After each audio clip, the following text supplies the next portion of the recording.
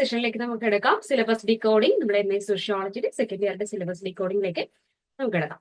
So നമ്മൾ ഇന്നത്തെ ഒരു സെഷന്റെ അകത്ത് നമ്മൾ എന്താണ് പ്രധാനമായിട്ട് ഡിസ്കസ് ചെയ്യുന്നത് എന്ന് ചോദിച്ചു കഴിഞ്ഞാൽ, first one is decoding your syllabus. അതായത് നമ്മളുടെ സബ്ജക്ട് ഏതൊക്കെ സബ്ജക്റ്റുകളാണ് നമ്മൾ ഇന്നത് നമ്മളുടെ സെക്കൻഡ് ഇയറിലേക്ക് എടുക്കുന്ന സമയത്ത് നമുക്ക് ഏതൊക്കെയാണ് നമ്മുടെ സോഷ്യോളജി ആസ്പെക്റ്റിൽ നിന്നുകൊണ്ട് പഠിക്കുന്ന സബ്ജക്റ്റുകൾ ഏതൊക്കെയാണ് എന്നുള്ളത് നമ്മൾ ഡിസ്കസ് ചെയ്യുന്നുണ്ട്.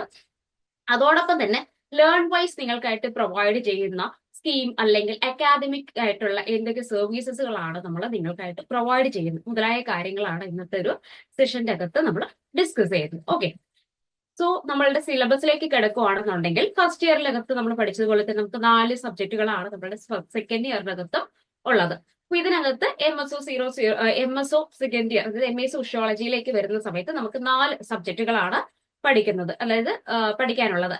First one is MSO E01 Sociology of Education, MSO E02 Diaspora and Transnational Communities, then MSO E03 Sociology of Religion and MSO E04 Urban Sociology, then MPA 16 Decentralization and Local Governance, then MPS 003 India Democracy and Development. അപ്പോൾ ഇത്രയും subject ആണ് നമ്മുടെ MA sociology second ഇയറിൽ വരുന്ന courses. പക്ഷെ നിങ്ങൾക്ക് സ്ക്രീനിൽ കാണാനായിട്ട് സാധിക്കും, നമ്മൾ ആദ്യത്തെ 4 കോഴ്സസിലാണ് നമ്മൾ ഫുള്ളി അവൈലബിൾ എന്ന രീതിയിൽ നമ്മൾ മാർക്ക് ചെയ്തിട്ടുണ്ട്. അതായത് ലേൺ വൈസ് പ്രൊവൈഡ് ചെയ്യുന്ന MA സോഷ്യോളജി സെക്കൻഡ് ഇയറിലെ സബ്ജക്റ്റുകൾ ഏതൊക്കെയാണ് എന്നുള്ളതാണ് ഇതിനകത്ത് നിങ്ങൾക്ക് കാണാനായിട്ട് സാധിക്കുന്നത്. ഓക്കെ, നമ്മളുടെ കോഴ്സുകളെല്ലാം തന്നെ 8 ക്രെഡിറ്റിന്റേതാണ് നമ്മൾക്ക് വരുന്നത്. ഓക്കെ, അതായത് 4 സബ്ജക്റ്റുകൾ 8 ക്രെഡിറ്റിന്റെ 32 ക്രെഡിറ്റ് ആണ് നമുക്ക് സെക്കൻഡ് ഇയറിൽ വരുന്നത്. അപ്പൊ ഈ പ്രൊവൈഡ് ചെയ്തിരിക്കുന്ന ക്ലാസ്സുകൾ സബ്ജക്റ്റുകൾക്ക് മാത്രം ഫുള്ളി അവൈലബിൾ എന്ന രീതിയിൽ മാർക്ക് ചെയ്തിരിക്കുന്ന സബ്ജക്റ്റുകൾ മാത്രമാണ് നമ്മുടെ സെക്കൻഡ് ഇയറിൽ ലേൺ വൈസ് സപ്പോർട്ട് ചെയ്യുന്ന കോഴ്സസ്. അപ്പോൾ ഓൾമോസ്റ്റ് എല്ലാവരും ഈ ഒരു കോഴ്സസ് തന്നെ ആയിരിക്കും തിരഞ്ഞെടുത്തിട്ടുണ്ടാവുക. ഓക്കെ, ഇനി നമ്മൾക്ക് ഇൻ ഡീറ്റെയിൽഡ് ആയിട്ട് ഓരോ സബ്ജക്റ്റിലും വരുന്ന നമ്മൾ ഡിസ്കസ് ചെയ്യുന്ന ടോപ്പിക്കുകൾ ഏതൊക്കെയാണ്, ബ്ലോക്കുകൾ ഏതൊക്കെയാണെന്നുള്ളത് നമുക്ക് നോക്കാം. MSO E001 sociology of education എന്ന സബ്ജക്റ്റിനകത്ത് പേര് പോലെ തന്നെ നമ്മൾ എന്താണ് എഡ്യൂക്കേഷൻ റിലേറ്റഡ് ആയിട്ടുള്ള ഒരു ആസ്പെക്റ്റിലാണ് നമ്മൾ ഇതിനെ പഠിക്കുന്നത്. അപ്പൊ ഇതിനകത്ത് ബ്ലോക്ക് 1 എന്നുള്ളത് perspective and theories on education എന്നുള്ളതാണ് ഫസ്റ്റ് ബ്ലോക്ക് 1 എന്നുള്ളത്. അപ്പൊ ഇതിനകത്ത് 4 യൂണിറ്റുകളാണ് നമുക്ക് discuss ചെയ്യാനായിട്ടുള്ളത്. First one is the concept of education, then unit 2 theoretical approaches, unit 3 thinkers on education 1, then unit 4 thinkers on education 2. Okay, അപ്പൊ ഈ ബ്ലോക്ക് 1-നകത്ത് നമ്മൾ എഡ്യൂക്കേഷൻ എന്താണ്, എഡ്യൂക്കേഷനുമായിട്ട് ബന്ധപ്പെട്ടിട്ടുള്ള അപ്രോച്ചസുകൾ ഏതൊക്കെയാണ്, തിയറീസ് ഏതൊക്കെയാണ് എന്നുള്ളത് പരിചയപ്പെടുന്ന ഒരു പരിചയപ്പെടുന്നതാണ് നമ്മുടെ block 1. Then block 2 pedagogy, curriculum and knowledge എന്നുള്ളതാണ് ബ്ലോക്ക് 2. ഇതിനകത്ത് പ്രധാനമായിട്ട് നമുക്ക് 3 യൂണിറ്റുകളാണ് വരുന്നത്. Unit 5 education, knowledge and power, unit 6 education, nation building, state and ideology, unit 7 politics of educational curriculum. അതായത് നമ്മളുടെ ഒരു അക്കാദമിക് രീതിയിൽ അല്ലെങ്കിൽ ഒരു കരിക്കുലം ബാക്ക്ഗ്രൗണ്ട് പെർസ്പെക്റ്റീവിൽ നിന്നുകൊണ്ട് നമ്മൾ എഡ്യൂക്കേഷനെ മനസ്സിലാക്കുന്നതിന് വേണ്ടിയിട്ടുള്ള ഒരു ബ്ലോക്കാണ് നമ്മൾ ബ്ലോക്ക് 2 എന്നുള്ളത്. ദെൻ ബ്ലോക്ക് 3യിലേക്ക് വരുന്ന സമയത്ത് education, social process and institutions. Okay, ഇതിനകത്ത് നമുക്ക് പ്രധാനമായിട്ട് 3 യൂണിറ്റുകളാണ് കൺസിസ്റ്റ് ചെയ്യുന്നത്. Unit 8 education and socialisation, unit 9 education and social change, then unit 10 education and social mobility. Okay, ഇത് എഡ്യൂക്കേഷൻ എന്താണ്, എഡ്യൂക്കേഷൻ എങ്ങനെയാണ് നമ്മുടെ ഒരു സോഷ്യൽ പ്രോസസ്സിലേക്ക് കോൺട്രിബ്യൂട്ട് ചെയ്യുന്നത്, ദെൻ എഡ്യൂക്കേഷന്റെ പ്രധാനപ്പെട്ട ഇൻസ്റ്റിറ്റ്യൂഷൻസ് ഏതൊക്കെയാണ്, അല്ലെങ്കിൽ അതെങ്ങനെയാണ് നമ്മൾ ഒരു സോഷ്യൽ പ്രോസസ്സിലേക്ക് മാറ്റുന്നത്, സോഷ്യൽ പ്രോസസ്സിൽ സഹായിക്കുന്നത് മുതലായ കാര്യങ്ങളാണ് നമ്മുടെ ബ്ലോക്ക് 3യിൽ നമ്മൾ ഡിസ്കസ് ചെയ്യുന്നത്. ദെൻ നമ്മൾക്ക് അടുത്ത ബ്ലോക്ക് എന്ന് പറയുന്നത് ബ്ലോക്ക് 5 ആണ്, എഡ്യൂക്കേഷണൽ സിസ്റ്റംസ് കമ്പാരിറ്റീവ് പെർസ്പെക്റ്റീവ്സ്. ഇതിനകത്ത് നമുക്ക് block 14 education, pluralism and multiculturalism, unit 15 education in SAARC countries case studies 1, then unit 16 education in Europe case studies 2 ആണ്. അപ്പൊ ഇതിനകത്ത് നമ്മൾ ബ്ലോക്ക് 5-നകത്ത് എഡ്യൂക്കേഷണൽ സിസ്റ്റത്തിനകത്ത് ഒരു കമ്പാരിറ്റീവ് നമ്മൾ ഗ്ലോബൽ ലെവലിലുള്ള ഡിഫറെന്റ് എഡ്യൂക്കേഷണൽ സിസ്റ്റംസിനെ പരിചയപ്പെടുത്തുന്ന ഒരു ബ്ലോക്കാണ് ബ്ലോക്ക് 5-നകത്ത്. അതിൽ ഒരു കമ്പാരിറ്റീവ് അനാലിസിസ് ആണ് നമ്മുടെ ബ്ലോക്ക് 5-ൽ ഉദ്ദേശിക്കുന്നത്. Then block 6 educational system in India. ഇതിനകത്ത് block 17 education expansion and growth, Then Unit 18, Constitutional Provisions and Educational Policies in India. Then Unit 19, Universalization of Elementary Education. ഇതിനകത്ത് ബ്ലോക്ക് 6 നമ്മൾ പ്രധാനമായിട്ട് discuss ചെയ്യുന്നത് നമ്മളുടെ education system ഏതൊക്കെയാണ്, ഇന്ത്യയിലെ ഇന്ത്യയുടെ പ്രധാനപ്പെട്ട എഡ്യൂക്കേഷൻ സിസ്റ്റംസ് എന്തൊക്കെയാണ് എന്നുള്ളത് നമ്മൾ പരിചയപ്പെടുന്ന രീതിയാണ്. അതായത് ഒരു ഹിസ്റ്ററി നമ്മൾ പഠിക്കുന്നുണ്ട്. എഡ്യൂക്കേഷൻ സിസ്റ്റം, ഇന്ത്യയുടെ നിലവിലുള്ള എഡ്യൂക്കേഷൻ സിസ്റ്റംസ് എന്തൊക്കെയാണ്, എഡ്യൂക്കേഷനുമായിട്ട് ബന്ധപ്പെട്ടുള്ള പോളിസീസ് എന്തൊക്കെയാണ് മുതലായ കാര്യങ്ങളാണ് നമ്മൾ ബ്ലോക്ക് 6 നമ്മൾ ഡിസ്കസ് ചെയ്യുന്നത്. ദെൻ നമ്മളുടെ അടുത്ത സബ്ജക്റ്റ് ആണ് MSOE 002 diaspora and transnational communities എന്നുള്ളത്. ഇതിനകത്ത് നമ്മുടെ ബ്ലോക്ക് 1 എന്ന് പറയുന്നത് അണ്ടർസ്റ്റാൻഡിങ് ഡയസ്പൊറ എന്നുള്ളതാണ്. അതായത് ഡയസ്പൊറ എന്ന് പറയുന്നത് എന്താണ്, ഡൈവേഴ്സിറ്റി ആണ്, അല്ലെങ്കിൽ എന്താണ് നമ്മളൊരു കമ്മ്യൂണിറ്റി അല്ലെങ്കിൽ റേസിസം മുതലായ ഇത്തരത്തിലുള്ള കാര്യങ്ങളെ കുറിച്ച് പഠിക്കുന്ന ഒരു രീതിയാണ്. അപ്പൊ ഇത്തരത്തിൽ ഈ ഒരു പെർസ്പെക്റ്റീവ് നോക്കുമ്പോൾ ബ്ലോക്ക് 1 പറയുന്നത് എന്താണ് ഡയസ്പൊറ, അല്ലെങ്കിൽ നമ്മുടെ വംശം അല്ലെങ്കിൽ വംശീയപരമായിട്ടുള്ള കാര്യങ്ങൾ എന്തൊക്കെയാണ്, ഇത്തരത്തിലുള്ള കാര്യങ്ങളെയാണ് നമ്മൾ ആദ്യം മനസ്സിലാക്കുന്നത്. ഇതിൽ ബ്ലോക്ക് 1 പ്രധാനമായിട്ട് 3 യൂണിറ്റുകളാണ് വരുന്നത്. Unit 1 conceptual understanding of Indian diaspora and transnational studies. Unit 2 approaches to the study of Indian diaspora and unit 3 diasporic communities of the world. Okay, അതായത് ഡയസ്പൊറ എന്താണ് എന്നുള്ളതിന്റെ ഒരു ഓവർവ്യൂ ആണ് നമുക്ക് ഫസ്റ്റ് ബ്ലോക്കിനകത്ത് നമ്മൾ ഡിസ്കസ് ചെയ്തത്. ദെൻ ബ്ലോക്ക് 2 വരുന്ന സമയത്ത് journey of the Indian diaspora, അതായത് ഇന്ത്യൻ ഡയസ്പൊറ എന്താണ് എന്നുള്ളതാണ് നമ്മൾ ഡിസ്കസ് ചെയ്യുന്നത്. അതിനകത്ത് unit 4 migration and settlement of Indians abroad. Then Unit 5, Indian emigration during colonial rule. Then Unit 6, post-independence patterns of migration. Okay. അപ്പൊ ഈ ഒരു ബ്ലോക്കിൽ നമ്മൾ ഡിസ്കസ് ചെയ്യുന്നത് ഇന്ത്യയുടെ ഒരു കൾച്ചറിന്റെ അല്ലെങ്കിൽ ഡയസ്പൊറയുടെ ഒരു ഡൈവേഴ്സിറ്റി എങ്ങനെ വേൾഡ് വൈഡിലേക്ക് മാറുന്നു, അല്ലെങ്കിൽ അതെങ്ങനെയാണ് വ്യത്യസ്തമായിട്ട് നിലനിൽക്കുന്നത്, ഇത്തരത്തിൽ വേൾഡ് വൈഡിലേക്കുള്ള അതിന്റെ ഒരു സെറ്റിൽമെന്റ് എങ്ങനെയാണ് മുതലായ കാര്യങ്ങളെയാണ് നമ്മൾ ഈ ഒരു ബ്ലോക്കിനകത്ത് ഡിസ്കസ് ചെയ്യുന്നത്. ദെൻ ബ്ലോക്ക് 3 നമ്മൾ ഡിസ്കസ് ചെയ്യുന്നത് the profile of Indian diaspora. Okay, ഇത് കുറച്ചുകൂടി നമ്മളൊരു പല പേഴ്സ്പെക്റ്റീവിൽ നിന്ന്, അതായത് ഇന്ത്യൻ ഡയസ്പൊറയുടെ ഒരു പ്രൊഫൈൽ നമ്മൾ വേൾഡ് വ്യൂവിൽ നിന്നുകൊണ്ട് മനസ്സിലാക്കുന്ന രീതിയാണ്, അല്ലെങ്കിൽ ഒരു കമ്പാരിറ്റീവ് എന്ന രീതിയിൽ നമ്മൾ പഠിക്കുന്ന ഒരു രീതിയാണ് ബ്ലോക്ക് 3 വരുന്നത്. ഇതിനകത്ത് unit 7 Indians in the Caribbean. Unit 8 Indian diaspora in Africa. Then unit 9 Indian diaspora in south and south east Asia. Then Unit 10, Indian diaspora in Europe. Then Unit 11, Indian diaspora in the New World, North America. Unit 12, Indians in Australia, New Zealand and Fiji. Unit 13, Indian diaspora in West Asia. Okay, അപ്പൊ അത് നമ്മളൊരു Indian കമ്മ്യൂണിറ്റിയുടെ ഒരു profile നമ്മൾ check ചെയ്യുകയാണ് different കൺട്രീസുമായിട്ട് ബന്ധപ്പെട്ടിട്ട് കൺട്രീസിനെയുമായിട്ട് compare ചെയ്തുകൊണ്ട്. Then block 4 വരുന്ന സമയത്ത് Indian diaspora linkages and policies, അതായത് ഇന്ത്യൻ ഡയസ്പൊറയുടെ ഭാഗമായിട്ട് അല്ലെങ്കിൽ ഇന്ത്യൻ സ്റ്റേറ്റ്സ് കൊണ്ടുവരുന്ന പുതിയ പുതിയ policies എന്തൊക്കെയാണെന്നുള്ളതാണ്. Unit 14, Immigration and Immigration Policies and their Implications. Unit 15, Indian State and Diaspora. Unit 16, Socio-Cultural Linkages between Indian Diaspora. Unit 17, Indian Diaspora, Homeland Linkages. Unit 18, Indian Diaspora in Cyberspace. Okay. Then നമ്മളുടെ block 5 കിടക്കുന്ന സമയത്ത് India and Indian diaspora images and perceptions. Okay, ഇതിനകത്ത് നമ്മൾ discuss ചെയ്യുന്നത് പ്രധാനമായിട്ടും Indian ഡയസ്പൊറാസ് അല്ലെങ്കിൽ Indian എങ്ങനെയാണ് പല ഇമേജസിലൂടെ പല ഡിഫറെന്റ് മേഖലകളിൽ എങ്ങനെയാണ് അതിനെ ചിത്രീകരിക്കുന്നത്, അല്ലെങ്കിൽ എങ്ങനെയാണ് അതിന് പ്രസന്റ് ചെയ്യുന്നത് എന്നുള്ളതാണ് നമ്മൾ മനസ്സിലാക്കുന്നത്. അത് പ്രധാനമായിട്ടും 3 യൂണിറ്റുകളിലൂടെയാണ് ഈ ഒരു ഭാഗത്തെ നമ്മൾ ഡിസ്കസ് ചെയ്യുന്നത്. Unit 19 films. Unit 20 Indian diasporic writings. Unit 21 popular perceptions. Okay, ഇത് പ്രധാനമായിട്ട് നമ്മൾ കുറച്ചുകൂടെ നമ്മളെ ആളുകളെ കുറിച്ചിട്ട് ഫോക്കസ് ചെയ്യുന്ന, അല്ലെങ്കിൽ ആളുകൾക്ക് ഇന്ത്യൻസിനെ കുറിച്ച് മനസ്സിലാക്കുന്ന, അല്ലെങ്കിൽ ഇന്ത്യൻ കമ്മ്യൂണിറ്റീസിനെ എങ്ങനെ മനസ്സിലാക്കുന്നു, അതിനെ എങ്ങനെ ചിത്രീകരിക്കുന്നു, പ്രസന്റ് ചെയ്യുന്നു എന്നുള്ള കാര്യങ്ങളാണ് നമുക്ക് ഇതിനകത്ത് പ്രധാനമായിട്ട് ഡിസ്കസ് ചെയ്യുന്നത്. Then block 6 identity, nation, state and transnational communities. ഇതിനകത്ത് പ്രധാനമായിട്ട് ഡിസ്കസ് ചെയ്യുന്നത് പ്രധാനമായിട്ട് എന്താണ് ഐഡന്റിറ്റി, നേഷൻ എന്താണ്, സ്റ്റേറ്റ് എന്താണ്, ദെൻ കമ്മ്യൂണിറ്റീസ് എന്താണ്. ഇത്രയും കാര്യങ്ങളാണ് ഈ ഒരു യൂണിറ്റിനകത്ത് ഡിസ്കസ് ചെയ്യുന്നത്. ഇതിനകത്ത് പ്രധാനമായിട്ട് വരുന്ന യൂണിറ്റുകൾ 3 അതിൽ first one is unit 22 identity, nation, state and diaspora. Unit 23 Sub-national identities and diaspora.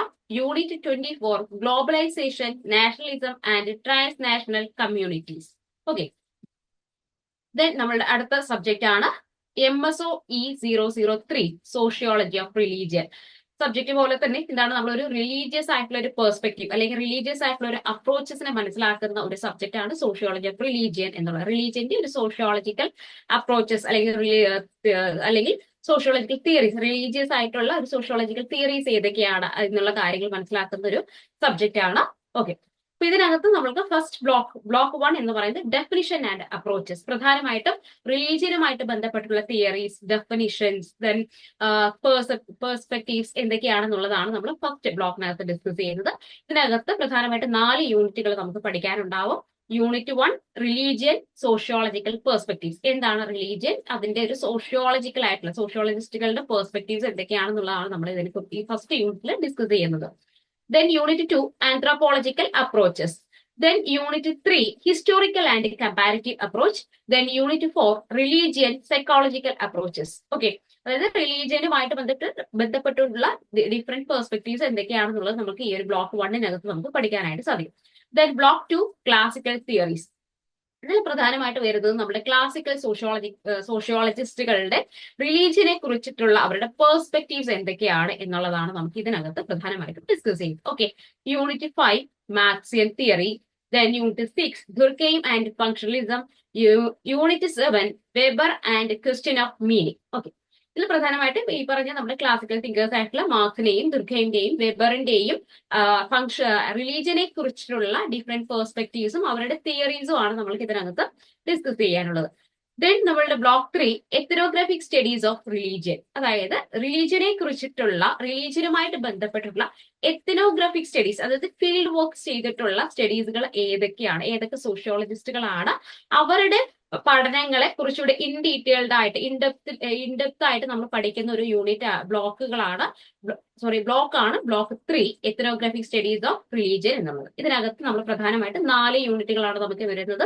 Unit 8, MN Srinivas, the Coorgs. Unit 9, Evans Pritchard, the Nuer. Unit 10, TN Madan, non renunciation. Unit 11, Sudhir Kakar, shamans, mystics and doctors. Okay, ഇത് ഒരു particular കമ്മ്യൂണിറ്റീസിനെ base ചെയ്തുകൊണ്ട് നടത്തിയിട്ടുള്ള സോഷ്യോളജിസ്റ്റുകളുടെ ethnography സ്റ്റഡീസും അവർക്ക് അത് എങ്ങനെ റിലീജിയനുമായിട്ട് connect ചെയ്തിരിക്കുന്നു എന്നീ കാര്യങ്ങളാണ് നമ്മൾ ഈ ഒരു ബ്ലോക്കിനകത്ത് ഡിസ്കസ് ചെയ്യുന്നത്. Okay, then block 4, contemporary theories. Okay, വളരെ കണ്ടംപററി ആയിട്ടുള്ള റിലീജിയനുമായിട്ട് ബന്ധപ്പെട്ടുള്ള തിയറീസുകൾ ഏതൊക്കെയാണ് എന്നുള്ളതാണ് ഈ ഒരു ബ്ലോക്കിനകത്ത് ഡിസ്കസ് ചെയ്യുന്നത്. ഇതിൽ പ്രധാനമായിട്ട് 3 യൂണിറ്റുകളായിരിക്കും കൺസിസ്റ്റ് ചെയ്യുക. ഇതിനകത്ത് വരുന്നത് unit 12, Peter Berger, phenomenology of religion. Unit 13, Clifford Geertz, cultural analysis. Unit 14, Levi Strauss, totemism. Okay, ഇത് നമ്മുടെ സോഷ്യോളജിസ്റ്റ് തിയറിസ്റ്റിന്റെ പോസ്റ്റ് മോഡേൺ തിയറിസ്റ്റുകളെയാണ് നമ്മൾ ഈ ഒരു ബ്ലോക്കിനകത്ത് പരിചയപ്പെടുന്നത്. Then block 5, religious pluralism. അതായത് ഏതൊക്കെ മൾട്ടി റിലീജിയൻസ് ഏതൊക്കെയാണ് എന്നുള്ളത് നമ്മൾ പഠിക്കുന്ന ഒരു ബ്ലോക്കാണ് ബ്ലോക്ക് 5. ഇതിനകത്ത് വരുന്നത് പ്രധാനമായിട്ട് unit 15, Sikhism. Unit 16, Jainism and Buddhism. Unit 17, Christianity. Unit 18, Islam. Unit 19, Hinduism. Okay, then നമ്മുടെ block 6, religion and social change. ഇതിനകത്ത് യൂണിറ്റ് 20 വരുന്നത് secularism and secularisation. Unit 21, communalism and fundamentalism. Okay, റിലീജിയനുമായിട്ട് ബന്ധപ്പെട്ടുള്ള സോഷ്യൽ ചേഞ്ചസുകൾ എന്തൊക്കെയാണ് റിലീജിയനിൽ ഉണ്ടായിട്ടുള്ളത് എന്ന കാര്യങ്ങളാണ് നമ്മൾ ഇതിനകത്ത് ഡിസ്കസ് ചെയ്തത്. Then block 7, religious revivalism, so new movements and cults. Okay, ഇതിനകത്ത് റിലീജിയനുമായിട്ട് ബന്ധപ്പെട്ടിട്ടുള്ള പ്രധാനപ്പെട്ട മാറ്റങ്ങൾ അല്ലെങ്കിൽ സോഷ്യൽ മൂവ്മെന്റ്സുകൾ ഏതൊക്കെയാണ് എന്നുള്ളതാണ് നമ്മൾ അതിനകത്ത്, അല്ലെങ്കിൽ റിലീജിയനിൽ വരുന്ന ന്യൂ ട്രെൻഡ്സുകൾ എന്തൊക്കെയാണെന്നുള്ളതും കൂടെ നമ്മൾ ഈ ഒരു ബ്ലോക്കിനകത്ത് ഡിസ്കസ് ചെയ്യും. Unit 22, religious conversion. Unit 23, transcendental meditation. Then Unit 24, Hare Krishna movement. Unit 25, Radha Swami Satsang. Unit 26, Sai Baba of Sridi. ഇത്രയും കാര്യങ്ങളായിരിക്കും നമ്മളൊരു റിലീജിയനിൽ വന്നിട്ടുള്ള പുതിയ ട്രെൻഡ്സ് അല്ലെങ്കിൽ റിലീജിയനിൽ വന്നിട്ടുള്ള പുതിയ മൂവ്മെന്റുകൾ ഏതൊക്കെയാണ് എന്നുള്ളതാണ് നമ്മുടെ ബ്ലോക്ക് 7 നമുക്ക് പഠിപ്പിക്കുന്നത്. ദെൻ നമ്മളുടെ അടുത്ത സബ്ജക്റ്റ് ആണ് MSOE004, അർബൻ സോഷ്യോളജി. ഇതിനകത്ത് നമ്മളുടെ അർബൻ സോഷ്യോളജി എന്ന് പറയുന്ന സമയത്ത് എന്താണ് സിറ്റീസുമായിട്ട് ബന്ധപ്പെട്ട് നമ്മുടെ നഗരവുമായിട്ട് ബന്ധപ്പെട്ട് നഗരത്തെ അല്ലെങ്കിൽ സിറ്റി ലൈഫില് സിറ്റി സെൻട്രേഡ് ആയിട്ടുള്ള ഒരു സ്റ്റഡീസ് ആണ് നമ്മുടെ അർബൻ സോഷ്യോളജി എന്ന് പറയുന്നത്. ഓക്കെ, അപ്പോൾ ഇതിനകത്ത് നമ്മൾ ഡിസ്കസ് ചെയ്യുന്നത് ഫസ്റ്റ് ബ്ലോക്ക് 1 എന്ന് പറയുന്നത് ബേസിക് കോൺസെപ്റ്റുകളെയാണ്. അതായത് എന്തൊക്കെയാണ് ബേസിക് കോൺസെപ്റ്റുകളാണ് അർബനുമായിട്ട് ബന്ധപ്പെട്ടുള്ള. അപ്പൊ ഫസ്റ്റ് യൂണിറ്റ് ഡിസ്കസ് ചെയ്യുന്നത് what is urban sociology. Unit 2 urban center, urbanization and urban growth. Then unit 3 city and metropolis. Unit 4 rural urban continue. അതായത് നമ്മളുടെ അർബനുമായിട്ട് ബന്ധപ്പെട്ട് അർബൻ എന്ന് പറയുന്ന ഒരു കോൺസെപ്റ്റ്, അർബാനിറ്റിയുമായിട്ട് ബന്ധപ്പെട്ടുള്ള നമ്മളുടെ പ്രധാനപ്പെട്ട കോൺസെപ്റ്റുകളെ ഇൻട്രൊഡ്യൂസ് ചെയ്ത് തരുന്ന ഒരു ബ്ലോക്ക് ആയിരിക്കും block 1. Then block 2 urban ecological process and theories. ഇതിനകത്ത് വരുന്നത് unit 5 invention, succession, concentration, centralisation and segregation. Okay, then unit 6 വരുന്ന സമയത്ത് models of urban growth, concentrative zones, sectors, multiple users. കേൾക്കാമോ? മാം കേൾക്കുന്നുണ്ടോ? കേൾക്കുന്നുണ്ട്. ഓക്കെ, ഇതിനകത്ത് നമ്മൾ ഡിസ്കസ് ചെയ്യുന്നത് block 2 urban ecological process and theories എന്നുള്ളതാണ്. Unit 5 invention, succession and concentration, centralisation and segregation എന്നുള്ളതാണ്. Unit 6 models of urban growth, concentric zone, sectors, multiple using and exploiting symbolic. Then unit 7 social area analysis and recent advances. Okay, then നമ്മളുടെ block 4ലേക്ക് വരുന്ന സമയത്ത് urban sociology in India. Unit 13 development of urban sociology. Unit 14 urban sociology in India.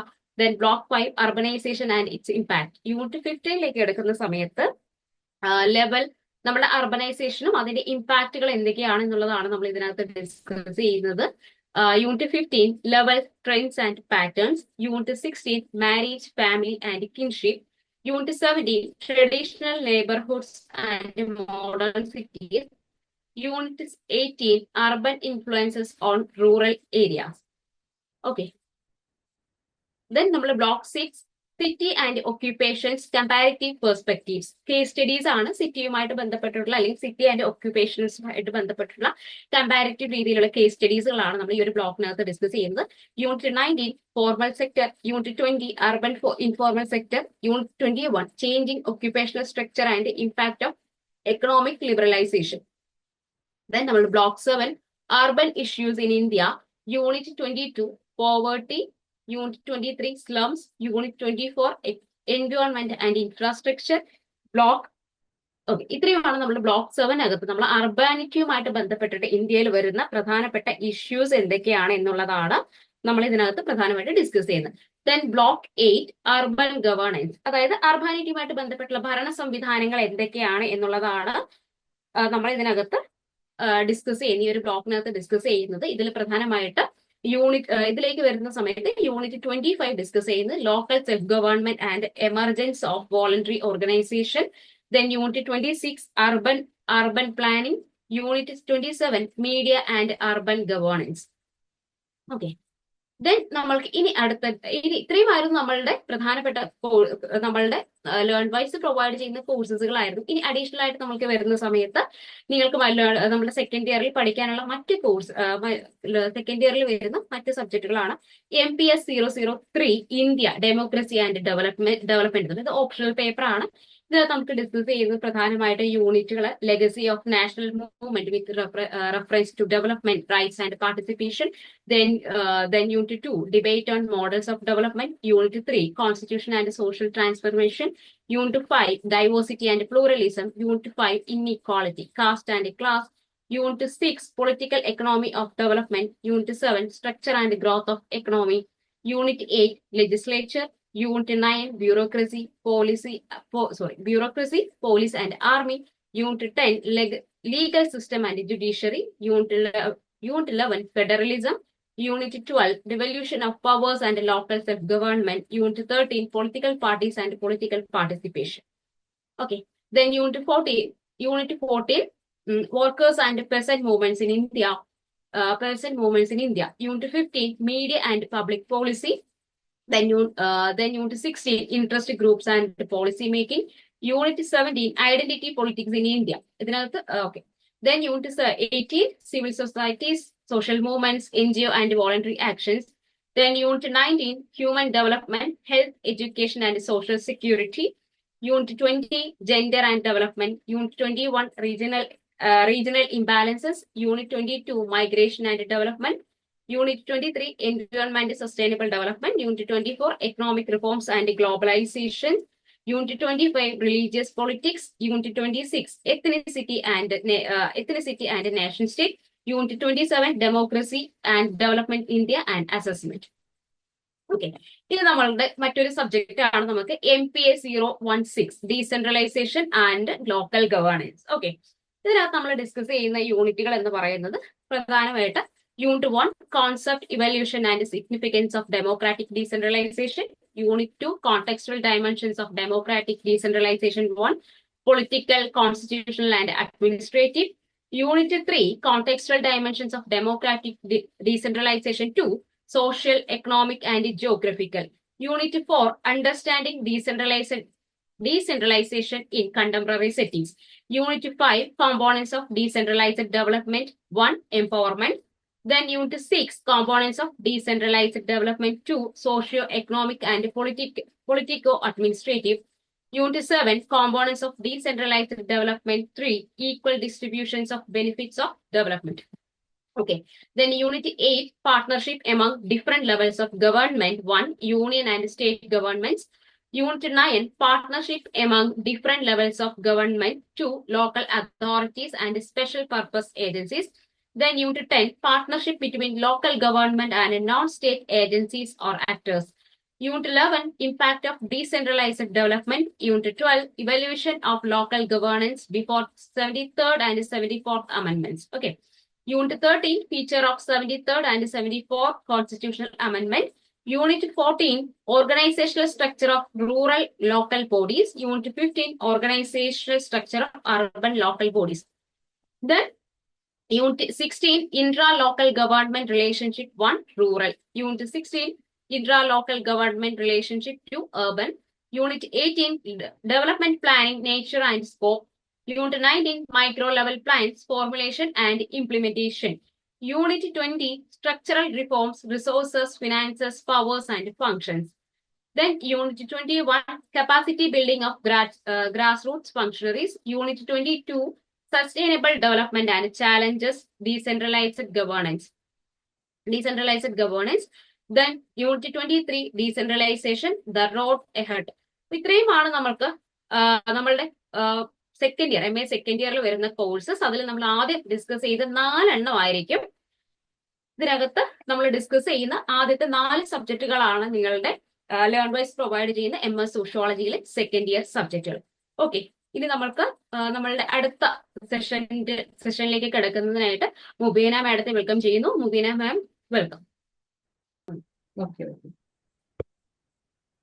അപ്പൊ first നമുക്ക് പറയാനുള്ളത്, discuss ചെയ്യാനുള്ളത് അസൈൻമെന്റിനെ കുറിച്ചിട്ടാണ്. നമുക്കറിയാം നമുക്ക് ഇയർലി എക്സാം എഴുതുന്ന കുട്ടികളാണ് നമ്മൾ. അപ്പൊ അതുകൊണ്ട് തന്നെ നമ്മുടെ അസൈൻമെന്റ് വരുന്നുണ്ടാവുക ഈ പറഞ്ഞതുപോലെ തന്നെ നമ്മൾ ജനുവരി ബാച്ച് ആയതുകൊണ്ട് തന്നെ നമ്മുടെ അസൈൻമെന്റ് സബ്മിറ്റ് ചെയ്യേണ്ടതായിട്ട് വരിക ഈ ഒരു ഡിസംബറിലാണ് നമുക്ക് എക്സാം വരിക. അപ്പൊ അതിന് മുന്നേ ആയിട്ട് തന്നെ നമ്മൾ എന്ത് ചെയ്യേണ്ടി വരും, നമുക്ക് അസൈൻമെന്റ് സബ്മിറ്റ് ചെയ്യണം. അപ്പൊ അസൈൻമെന്റ് സബ്മിറ്റ് ചെയ്യാനുള്ള ഏകദേശം ഡേറ്റ് എന്ന് പറയുന്നത് എനിക്കൊരു സെപ്റ്റംബർ ഒക്ടോബർ സമയത്തൊക്കെ ആയിരിക്കും അസൈൻമെന്റ് ഡേറ്റ് വരുന്നുണ്ടാവുക. ഓൾറെഡി നിങ്ങൾ ഒരു അസൈൻമെന്റ് സബ്മിറ്റ് ചെയ്തതുകൊണ്ട് ഏകദേശം ഒരു ഐഡിയ കാണുമായിരിക്കും അസൈൻമെന്റ് എങ്ങനെ എഴുതണം എന്നൊക്കെയുള്ള കാര്യങ്ങൾ. നമുക്ക് ഒരു ജനറൽ ഗൈഡ് ലൈൻസ് ഒക്കെ അസൈൻമെന്റിനുണ്ട്, എങ്ങനെ അസൈൻമെന്റ് എഴുതണം എന്നൊക്കെ ഉള്ളത് എക്കോ ഷീറ്റിൽ. അതുപോലെ തന്നെ നമ്മൾ ബോർഡർ ഒക്കെ വരച്ചിട്ട് അങ്ങനെ കുറച്ച് ജനറൽ ആയിട്ടുള്ള ഗൈഡ് ലൈൻസ് ഒക്കെ ഉണ്ട്. 1 സൈഡ് നമ്മൾ എഴുതാൻ പാടുള്ളൂ എന്നൊക്കെ പറഞ്ഞിട്ടുള്ളത്. അപ്പൊ ഈ കാര്യങ്ങളൊക്കെ ശ്രദ്ധിച്ച് തന്നെ അസൈൻമെന്റ് എഴുതാനായിട്ട് ശ്രദ്ധിക്കുക. അസൈൻമെന്റ് വളരെയധികം ഇമ്പോർട്ടൻസ് നമുക്ക് ഇഗ്നോർഡ് എക്സാമിനുണ്ട്, നിങ്ങൾക്ക് മനസ്സിലായിട്ടുണ്ടാവും. കാരണം നമ്മുടെ ഫൈനൽ റിസൾട്ട് വരുമ്പോൾ നമുക്ക് അസൈൻമെന്റ് മാർക്കും കൂടെ ആഡ് ചെയ്തിട്ടാണ് വരുന്നുണ്ടാവുക. അപ്പോൾ നല്ലൊരു ഇമ്പോർട്ടൻസ് കൊടുത്തുകൊണ്ട് തന്നെ അസൈൻമെന്റ് നിങ്ങൾ കാണാനായിട്ട് ശ്രദ്ധിക്കുക. പിന്നെ ഈ പറഞ്ഞതുപോലെ ഏതാണോ നമ്മളോട് പറഞ്ഞിട്ടുള്ള സബ്മിഷൻ ഡേറ്റ് അത് കറക്റ്റ് ആയിട്ട് ഫോളോ ചെയ്തുകൊണ്ട് തന്നെ നിങ്ങൾ അസൈൻമെന്റ് സബ്മിറ്റ് ചെയ്യാനായിട്ട് പ്രത്യേകം ശ്രദ്ധിക്കുക. നമ്മുടെ എക്സാം ജനുവരി ബാച്ച് ഡിസംബറിലായതുകൊണ്ട് ഞാൻ നേരത്തെ പറഞ്ഞതുപോലെ തന്നെ ഒരു സെപ്റ്റംബർ ഒക്ടോബർ റേഞ്ചിലായിരിക്കും നിങ്ങൾ അസൈൻമെന്റ് ഡേറ്റ്. അപ്പോൾ കൺസേൺഡ് സ്റ്റഡി സെന്റേഴ്സ് പറയുന്ന ഡേറ്റ് ഏതാന്നുള്ളത് കറക്റ്റ് മനസ്സിലാക്കിയിട്ട് അന്നേ ഡേറ്റിന് തന്നെ നിങ്ങൾ കറക്റ്റ് ഡേറ്റിന് മുമ്പായിട്ട് തന്നെ സബ്മിറ്റ് ചെയ്യാനായിട്ട് പ്രത്യേകം ശ്രദ്ധിക്കുക. പിന്നെ ക്വസ്റ്റ്യൻസ് നമുക്ക് എഴുതാനുള്ള ഡിസ്ക്രിപ്റ്റീവ് ടൈപ്സും അതുപോലെ തന്നെ ഷോർട്ട് ആൻസർ കാറ്റഗറി ക്വസ്റ്റ്യൻസ് ആയിരിക്കും ഉണ്ടാവുക. അപ്പോൾ അതിനനുസരിച്ചുള്ള ആൻസർ നിങ്ങൾ അത് എഴുതി കൊടുക്കണം. പിന്നെ എഴുതേണ്ടത് ഹാൻഡ് റിട്ടൺ ഫോമിൽ തന്നെയാണ് നമുക്ക് അസൈൻമെന്റ് സബ്മിറ്റ് ചെയ്യേണ്ടത്. നമുക്ക് പ്രിന്റഡ് കോപ്പി ഒന്നും അസൈൻമെന്റിന് കൊടുക്കാനായിട്ട് പാടില്ല, അസൈൻമെന്റ് ആയിട്ട് നമുക്ക് സബ്മിറ്റ് ചെയ്യാനായിട്ട് പാടില്ല. നമുക്ക് hand written excuse me ma'am, okay. ഒരു ഡൗട്ട് ചോദിച്ചോട്ടെ? ആ കഴിഞ്ഞ പ്രാവശ്യമേ നമ്മളെല്ലാം എസ് എ ടൈപ്പ് ആയിരുന്നു ഉം. അസൈൻമെന്റ് സബ്മിറ്റ് ചെയ്തതേ. ഉം. അപ്പൊ അതുകൊണ്ട് ഈ വർഷം ഷോർട്ട് ആൻസർ ക്വസ്റ്റ്യൻസ് ആയിരിക്കോ അതോ എസ് എ ഇത് ആയിരിക്കോ? നമുക്ക് ക്വസ്റ്റ്യൻ കാണുമ്പോഴേ നമുക്ക് മനസ്സിലാവുന്ന കേട്ടോ. നമുക്ക് ചിലത് full S A type questions ആയിരിക്കും, ചിലത് എസ് എയിൽ തന്നെ ഇപ്പോൾ ഷോർട്ട് ആൻസർ ടൈപ്പും കൂടി ഇൻക്ലൂഡ് ചെയ്തിട്ടും ക്വസ്റ്റ്യൻസ് വരാറുണ്ട്. അപ്പൊ നമുക്ക് അവൈലബിൾ ആയിട്ടുള്ള ക്വസ്റ്റ്യൻ ഏത് രീതിയിലാണെന്ന് നോക്കിയിട്ട് വേണം നമ്മൾ അതിന് ആൻസർ എഴുതാൻ കേട്ടോ. മാർക്ക് വെച്ചിട്ടാണ് നമുക്കത് പറയാൻ പറ്റുക. Okay. Okay ma'am, thank you. അപ്പോൾ അങ്ങനെ മാർക്കിനനുസരിച്ച് തന്നെ അസൈൻമെന്റ് എഴുതാനായിട്ട് നിങ്ങൾ പ്രത്യേകം ശ്രദ്ധിക്കുക. പിന്നെ ഈ പറഞ്ഞതുപോലെ തന്നെ നമ്മുടെ അസൈൻമെന്റ് വാല്യൂ ചെയ്യുന്നുണ്ടാവുക സ്റ്റഡി സെന്റേഴ്സിൽ നിന്നാണ്. അപ്പോൾ അത് നമുക്ക് അവര് ഒരു 1 month ഒക്കെ കഴിയുന്ന നമ്മൾ സബ്മിറ്റ് ചെയ്ത് കഴിയുമ്പോൾ അവരതിന് ഒരു ഇവാലുവേഷൻ ഒക്കെ നടത്തിയിട്ട് മാർക്ക് ഇടും. ആ അസൈൻമെന്റ് നമ്മൾ പിന്നെ ടൂട്ടം മാർക്കഡ് അസൈൻമെന്റ് എന്നാണ് പറയാറുള്ളത്. നേരത്തേക്ക് അത് അവൈലബിൾ ആയിരുന്നു, ഇപ്പൊ അതങ്ങനെ അധികം കിട്ടാറില്ല കേട്ടോ. പിന്നെ അസൈൻമെന്റിന് നിങ്ങൾക്ക് പാസ് മാർക്ക് ഉണ്ട്, നമുക്ക് വെറുതെ സബ്മിറ്റ് ചെയ്യുന്നതല്ല. അസൈൻമെന്റും തന്നെ പാസ്സായാൽ മാത്രമേ നമുക്ക് നമ്മുടെ അക്കാദമിക് ജേണിയിൽ നമ്മൾക്ക് റിസൾട്ട് ഉണ്ടെന്ന് പറയാനായിട്ട് പറ്റുള്ളൂ. 40% മാർക്സ്, മിനിമം 40% മാർക്സ് നമ്മൾ എഴുതിയിട്ടുള്ള അസൈൻമെന്റ് കിട്ടിയാൽ മാത്രമേ നമ്മൾ അസൈൻമെന്റ് പാസ്സാവുള്ളൂ. അസൈൻമെന്റ് പാസ്സായാൽ മാത്രമേ നമുക്ക് എക്സാം പാസ്സാവാനായിട്ട് പറ്റുള്ളൂ. അപ്പൊ അതും കൂടെ ശ്രദ്ധിക്കുക. നല്ല രീതിയിൽ അസൈൻമെന്റ് എഴുതുക, കണ്ടന്റ് എല്ലാം മനസ്സിലാക്കി ക്വസ്റ്റ്യൻസ് നല്ല രീതിയിൽ ആൻസർ ചെയ്ത് കറക്റ്റ് ടൈമിന് മുമ്പ് തന്നെ കംപ്ലീറ്റ് ചെയ്ത് ഓൺ ടൈമിൽ തന്നെ അസൈൻമെന്റ് സബ്മിറ്റ് ചെയ്യാനായിട്ട് പ്രത്യേകം ശ്രദ്ധിക്കുക. പിന്നെ ഈ പറഞ്ഞതുപോലെ തന്നെ അസൈൻമെന്റ് നിങ്ങൾ സബ്മിറ്റ് ചെയ്യുന്നതിന് മുമ്പായിട്ട് ഒരു കോപ്പി നിങ്ങളുടെ കയ്യിൽ, ഡ്യൂപ്ലിക്കേറ്റ് കോപ്പി നിങ്ങളുടെ കയ്യിൽ സൂക്ഷിക്കുന്നത് വളരെ നല്ലതായിരിക്കും. ഫ്യൂച്ചർ എന്തെങ്കിലും നമുക്കൊരു ബെനിഫിറ്റ്, നമുക്കൊരു ആവശ്യം വന്നാൽ അത് നിങ്ങൾക്കത് യൂസ് ചെയ്യാനായിട്ട് പറ്റും. അപ്പൊ ആ രീതിയിൽ ആ കാര്യങ്ങളൊന്ന് ഓർത്ത് വെക്കുക. അതേപോലെ തന്നെ നമ്മൾ അസൈൻമെന്റ് സബ്മിറ്റ് ചെയ്യുന്ന സമയത്ത് അക്നോളജ്മെന്റ് സ്ലിപ്പ് നമുക്ക് അല്ലെങ്കിൽ റെസിപ്റ്റ് നമുക്ക് സ്റ്റഡി സെന്റേഴ്സിൽ നിന്ന് കിട്ടാറുണ്ട്. അപ്പൊ അത് കിട്ടുന്നുണ്ടെന്ന് ഉറപ്പ് വരുത്തുക. ഇല്ല എങ്കിൽ നമ്മുടെ കയ്യിൽ ഒരു കോപ്പി നമ്മൾ കരുതിയേക്കുക. അപ്പൊ നമുക്കത് സൈൻ ചെയ്യിപ്പിച്ച് വാങ്ങി നമ്മുടെ കയ്യിൽ വെക്കുവാണെങ്കിൽ നമുക്ക് ഇതുപോലെ എന്തെങ്കിലും ഒരു ഇഷ്യൂ വരുന്ന സമയത്ത് നമുക്കൊരു ഫ്യൂച്ചർ റെഫറൻസിനൊക്കെ അത് വളരെ ഹെൽപ്പ് ചെയ്യും നമ്മളെ. ഓക്കെ. അപ്പൊ ഇത്രയാണ് അസൈൻമെന്റ് റിലേറ്റഡ് ആയിട്ട് പറയാനായിട്ടുള്ളത്. അസൈൻമെന്റ് ഓൺ ടൈമിൽ തന്നെ സബ്മിറ്റ് ചെയ്യാനായിട്ട് പ്രത്യേകം എല്ലാവരും ശ്രദ്ധിക്കുക. ഓക്കെ. ഇനി നമുക്ക് പറയാനുള്ളത് നമ്മുടെ ടേം ആൻഡ് എക്സാമിനേഷനെ കുറിച്ചിട്ടാണ്. ഞാൻ നേരത്തെ പറഞ്ഞതുപോലെ തന്നെ ടേം ആൻഡ് എക്സാമിനേഷൻ നമുക്ക് ഇയർലി ആണ് വരുന്നത്. അപ്പൊ നമ്മൾ ജനുവരി ബാച്ച് ആയത് കൊണ്ട് തന്നെ നമ്മുടെ എക്സാം വരുന്നുണ്ടാവുക ഡിസംബറിലായിരിക്കും. നമുക്ക് നോർമലി എക്സാം നടക്കാറുള്ളത് ജൂണിലും ഡിസംബറിലും ആണ്. നമുക്ക് ജനുവരി ബാച്ച് ആയത് കൊണ്ടാണ് നമ്മൾ എക്സാം ഡിസംബറിൽ വരുന്നുണ്ടാവുക. അപ്പോൾ ഏകദേശം ഒരു ജൂണിലാണ് എക്സാം എഴുതുന്ന ആൾക്കാരാണെങ്കിൽ ഒരു മാർച്ച് ഒക്കെ ആകുമ്പോഴേക്ക് തന്നെ എക്സാം രജിസ്ട്രേഷൻ വിളിക്കാറുണ്ട്. അപ്പൊ നമ്മളത് ശ്രദ്ധിക്കണം, ഓൺ ടൈമിൽ തന്നെ രജിസ്റ്റർ ചെയ്യാനായിട്ട് ശ്രദ്ധിക്കുക. നമുക്കിപ്പോ ഡിസംബറിലാണ് എക്സാം വരുന്നുണ്ടാവുക. അപ്പൊ അതുകൊണ്ട് തന്നെ ഒരു സെപ്റ്റംബർ ഒക്കെ ആകുമ്പോഴേക്ക് സെപ്റ്റംബർ മാസമൊക്കെ ആയിരിക്കും നമുക്ക് എക്സാം രജിസ്ട്രേഷൻ വിളിക്കുന്നുണ്ടാവുക. അപ്പൊ ഓൺ ടൈമിൽ തന്നെ രജിസ്ട്രേഷൻ ചെയ്യുന്നുണ്ട് എന്ന് എല്ലാവരും ഉറപ്പ് വരുത്തുക. പിന്നെ എത്രയും പെട്ടെന്ന് എക്സാം രജിസ്ട്രേഷൻ ചെയ്യുന്നത് നല്ലതായിരിക്കും. നമുക്ക് ലിങ്ക് ഓപ്പൺ ചെയ്ത് എത്രയും പെട്ടെന്ന് ചെയ്യുന്നതായിരിക്കും ഏറ്റവും ബെറ്റർ. കാരണം നമ്മൾ ഉദ്ദേശിക്കുന്ന സെന്ററുകളിൽ നമുക്ക് എക്സാം എഴുതണമെങ്കിൽ, അല്ലെങ്കിൽ നമുക്ക് ഏറ്റവും കൺവീനിയൻസ് ആയിട്ടുള്ള സെന്ററിൽ നമുക്ക് എക്സാം എഴുതണമെങ്കിൽ എത്രയും പെട്ടെന്ന് രജിസ്റ്റർ ചെയ്താൽ മാത്രമായിരിക്കും നമുക്ക് സ്ലോട്ട് കിട്ടുന്നുണ്ടാവുക. അല്ലാത്ത പക്ഷം നമുക്ക് സ്ലോട്ട് കിട്ടാനൊരു ബുദ്ധിമുട്ട് ഫീൽ ചെയ്യാറുണ്ട്. അപ്പോൾ അതും പ്രത്യേകം ഒന്ന് ശ്രദ്ധിക്കുക. എക്സാം ലിങ്ക് ഓപ്പൺ ചെയ്ത് എത്രയും പെട്ടെന്ന് തന്നെ രജിസ്ട്രേഷൻ കംപ്ലീറ്റ് ചെയ്യുന്നുണ്ടെന്ന് എല്ലാവരും ഉറപ്പുവരുത്തുക. പിന്നെ ഈ പറഞ്ഞതുപോലെ തന്നെ നമുക്ക് ടേം ആൻഡ് എക്സാമിനേഷനും ഒരു പാസ് മാർക്ക് ഉണ്ട്. എക്സാം നിങ്ങൾക്ക് പാസ് ആവണമെങ്കിലും 40%, മിനിമം 40% മാർക്സ് ഉണ്ടെങ്കിൽ മാത്രമേ നമ്മൾ എക്സാമും തന്നെ പാസ് ആവുള്ളൂ. ഓക്കെ. ഇനി അല്ലാത്ത പക്ഷം നമുക്ക് കിട്ടിയിട്ടില്ല എങ്കിൽ പിന്നെ നമ്മൾ എന്ത് ചെയ്യേണ്ടി വരും, പിന്നെ രണ്ടാമത് നമ്മൾ എഴുതേണ്ടതായിട്ട് വരും. അപ്പൊ ഇതെല്ലാവരും പ്രത്യേകം ഒന്ന് ശ്രദ്ധിക്കുക. അതുപോലെ തന്നെ exam date, exam link open ചെയ്താൽ ഉടനെ തന്നെ എക്സാം രജിസ്ട്രേഷൻ ചെയ്യുന്നുണ്ട് എന്നുള്ള കാര്യം എല്ലാവരും ഒന്ന് ഉറപ്പുവരുത്തിയേക്കും. ഓക്കെ. നെക്സ്റ്റ് ഇനി നമ്മൾ ഫൈനൽ റിസൾട്ട് വരുമ്പോൾ എങ്ങനെയായിരിക്കും എന്നുള്ളതാണ് നമ്മൾ പറയുന്നത്. നേരത്തെ നമ്മൾ പറഞ്ഞിട്ടുണ്ടായിരുന്നു രണ്ടും ഇമ്പോർട്ടന്റ് ആണ്. ഇഗ്നോയുടെ കേസിൽ അസൈൻമെന്റും അതുപോലെ തന്നെ ടേം ആൻഡ് എക്സാമിനേഷനും രണ്ടിന്റെ മാർക്കും ആഡ് ചെയ്തിട്ടാണ് നമ്മൾ ഫൈനൽ റിസൾട്ട് വരിക നമ്മൾ ഇപ്പോൾ പറഞ്ഞിട്ടുണ്ടായിരുന്നു. അപ്പൊ അതുകൊണ്ട് തന്നെ നമ്മുടെ അസൈൻമെന്റിന്റെ മാർക്ക് എന്ന് പറയുമ്പോൾ നമ്മൾ 30% ആണ് എടുക്കുന്നത്. നമുക്ക് കിട്ടിയിട്ടുള്ള മാർക്ക് എത്രയാണോ അതിന്റെ 30% നമ്മൾ കൺവേർട്ട് ചെയ്യും. അതേപോലെ തന്നെ നമ്മുടെ എക്സാം ടേം ആൻഡ് എക്സാമിനേഷന്റെ റിസൾട്ടിനെ നമ്മൾ എന്ത് ചെയ്യും, 70% കൺവേർട്ട് ചെയ്യും. അങ്ങനെ അഗ്രിഗേറ്റ് നമ്മളൊരു 100%-ലോട്ടാണ് മാർക്ക് പറയുന്നുണ്ടാവുക. ഈ 100% എടുക്കുന്ന സമയത്ത് നമ്മൾ അഗ്രിഗേറ്റ് ചെയ്ത് നമ്മൾ അസൈൻമെന്റിന്റെ മാർക്കും അതുപോലെ തന്നെ ഗവൺമെന്റ് എക്സാമിനേഷൻ നമ്മൾ എഴുതി വാങ്ങിയിട്ടുള്ള മാർക്കും കൂടെ ഇന്റഗ്രേറ്റ് ചെയ്യുന്ന സമയത്ത് 40% മാർക്സ് ആ ഒരു പേപ്പറിന് വന്നാൽ മാത്രമേ നമ്മൾ പാസ്സാവുള്ളൂ. അപ്പോൾ നന്നായിട്ട് മാർക്ക് സ്കോർ ചെയ്യാനായിട്ട് ശ്രദ്ധിക്കുക. ആരും അസൈൻമെന്റ് ആണെങ്കിലും എക്സാം ആണെങ്കിലും പാസ്സാവാൻ വേണ്ടിയിട്ട് മാത്രം എഴുതരുത്. ഫുൾ മാർക്ക് സ്കോർ ചെയ്യാനായിട്ട് വേണം എഴുതാൻ. അത് അസൈൻമെന്റ് ആണെങ്കിൽ ഫുൾ മാർക്ക് സ്കോർ ചെയ്യണം, അതുപോലെ തന്നെ എക്സാമിന് തന്നെ ഫുൾ മാർക്ക് സ്കോർ ചെയ്യുക എന്നുള്ള ഒരു ഉദ്ദേശത്തോടു കൂടി തന്നെ എക്സാം എഴുതുക. അപ്പോഴാണ് നമുക്ക് എന്ത് ചെയ്യുക, നല്ലൊരു മാർക്കോട് കൂടി പാസ്സാവാനായിട്ട് പറ്റുള്ളൂ. അപ്പോൾ ഈ 2 മാർക്കും കൂടെ ആഡ് ചെയ്തിട്ട് 40% ഒരു പേപ്പറിന് മാർക്ക് വന്നാൽ മാത്രമേ നമുക്ക് ആ ഒരു സബ്ജക്ട് നമുക്ക് പാസ്സാക്കി എടുക്കാനായിട്ട് പറ്റുള്ളൂ. ഓക്കെ, അപ്പൊ ഇത്രയാണ് ഇത് റിലേറ്റഡ് ചെയ്ത് നമുക്ക് പറയാനായിട്ടുള്ളത്. പിന്നെ ഇനി നമ്മൾ പറയുന്നത് modern tools for an enhanced learning experience ആണ്. അപ്പോൾ നമ്മൾ ലേൺ വൈസിനെ സംബന്ധിച്ചിടത്തോളം നമ്മൾ ലേൺ വൈസ് നിങ്ങളുടെ പഠനം നന്നായിട്ട് മെച്ചപ്പെടുത്താനും അതുപോലെ തന്നെ നിങ്ങൾക്ക് എഫക്റ്റീവ് ആയിട്ടുള്ള രീതിയിൽ പഠിക്കാനും വേണ്ടിയിട്ട് ഒരുപാട് ടെക്നോളജി ഒക്കെ അഡോപ്റ്റ് ചെയ്തിട്ടുള്ള ഒരുപാട് റിസോഴ്സും കാര്യങ്ങളും സർവീസ് എല്ലാം പ്രൊവൈഡ് ചെയ്യുന്നുണ്ട് പഠിക്കാനായിട്ട്. അപ്പോൾ ഇതെല്ലാം മാക്സിമം യൂട്ടിലൈസ് ചെയ്തുകൊണ്ട് തന്നെ നിങ്ങൾ പഠനം മുന്നോട്ട് കൊണ്ടുപോകാനായിട്ട് പ്രത്യേകം ശ്രദ്ധിക്കുക. എങ്കിൽ മാത്രമേ നമുക്ക് നല്ല മാർക്ക് സ്കോർ ചെയ്യാനായിട്ട് പറ്റുള്ളൂ. ഓക്കെ, അപ്പോൾ ഏതൊക്കെയാണ് നമ്മൾ മെയിൻ ആയിട്ട് കൊടുക്കുന്ന ലേണിംഗ് റിസോഴ്സ് ഏതൊക്കെയാണ് നമുക്ക് നോക്കാം. ഒന്ന് റെക്കോർഡഡ് വീഡിയോ ക്ലാസ്സസ് ആണ്. നിങ്ങൾക്ക് എല്ലാവർക്കും അറിയുന്നുണ്ടാവും. നമുക്ക് റെക്കോർഡഡ് വീഡിയോ ക്ലാസ്സസ് നമുക്ക് അവൈലബിൾ ആണ് നമ്മൾ ആപ്പിനകത്ത്. അതേപോലെ തന്നെ നിങ്ങൾക്ക് ലൈവ് റിവിഷൻ ക്ലാസ്സസും തരാറുണ്ട്. അത് ലൈവ് റിവിഷൻ ക്ലാസ്സും തരുന്നുണ്ട്. അതോടൊപ്പം തന്നെ നമ്മൾ ലൈവ് പോയതിന്റെ റെക്കോർഡഡ് വീഡിയോ ക്ലാസ്സസും നിങ്ങൾക്ക് അപ്ലോഡ് ചെയ്ത് തരാറുണ്ട്. അപ്പൊ ഇത് രണ്ടും തന്നെ നിങ്ങൾക്ക് മാക്സിമം യൂട്ടിലൈസ് ചെയ്യാനായിട്ട് പറ്റും. അതോടൊപ്പം തന്നെ നമ്മൾ വാല്യൂ ആഡഡ് നോട്ട്സ് തരാറുണ്ട്. ഷോർട്ട് നോട്ട് ആക്കിയിട്ട് നമുക്ക് നോർമലി SLM നിന്ന് അതിന്റെ ഇമ്പോർട്ടന്റ് ആയിട്ടുള്ള ഭാഗങ്ങളെല്ലാം എടുത്ത് ഷോർട്ട് നോട്ട് എന്നുള്ള രൂപത്തിൽ നമ്മൾ വാല്യൂ ആഡഡ് നോട്ട്സ് എന്ന് പറഞ്ഞിട്ട് നമ്മൾ പ്രൊവൈഡ് ചെയ്യുന്നുണ്ട്. അതേപോലെ തന്നെ എക്സാം PDF നമുക്ക് പ്രീവിയസ് ഇയറിലൊക്കെ ചോദിച്ച് കണ്ടുള്ള ഇമ്പോർട്ടന്റ് ആയിട്ടുള്ള ക്വസ്റ്റ്യൻസ് ഒക്കെ വെച്ച് ഓരോ ലെസൺ വൈസ് നമുക്ക് എക്സാം PDF അവൈലബിൾ ആണ്. അതേപോലെ തന്നെ എക്സാം സ്പെഷ്യൽ ഗൈഡ്സ് നമ്മൾ എക്സാം ടൈം ആകുമ്പോഴേക്ക് എക്സാം സ്പെഷ്യൽ ഗൈഡ്സ് ഒക്കെ നമുക്ക് അവൈലബിൾ ആക്കാറുണ്ട്.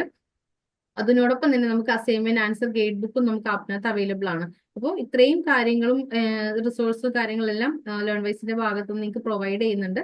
അപ്പൊ ഇതെല്ലാം മാക്സിമം യൂട്ടിലൈസ് ചെയ്തുകൊണ്ട് തന്നെ നിങ്ങൾ പഠനം മെച്ചപ്പെടുത്താനായിട്ട് നിങ്ങൾ ശ്രദ്ധിക്കുക. ഇതിൽ ഏതെങ്കിലും ഒന്ന് ഉപയോഗിച്ച് പഠിക്കുക എന്നല്ല, എല്ലാം മാക്സിമം ഉപയോഗിക്കുക. അപ്പോഴാണ് നമുക്ക് എന്ത് ചെയ്യാം, നല്ലൊരു മാർക്ക് സ്കോർ ചെയ്യാനായിട്ട് പറ്റുന്നത്. അപ്പോൾ എല്ലാവരും അതിന് വേണ്ടിയിട്ട് പരിശ്രമിക്കുക കേട്ടോ. ഇനി നമുക്ക് ഇത് കൂടാതെ നമുക്ക് കൂടുതൽ ടൂൾസും അത് നമ്മൾ തന്നെ സപ്പോർട്ട് ചെയ്യുന്ന ടൂൾസ് ഏതൊക്കെയാണെന്നുള്ളതൊക്കെ ഒന്ന് നോക്കാം. ഒന്ന് previous year question paper ultimate analysis ആണ്. എല്ലാവർക്കും അറിയുന്നുണ്ടാവും. ലേൺ വൈസിൽ തന്നെ കണ്ടിന്യൂ ചെയ്തിട്ടുള്ള ആൾക്കാർക്ക് പ്രത്യേകിച്ച് അറിയുന്നുണ്ടാവും.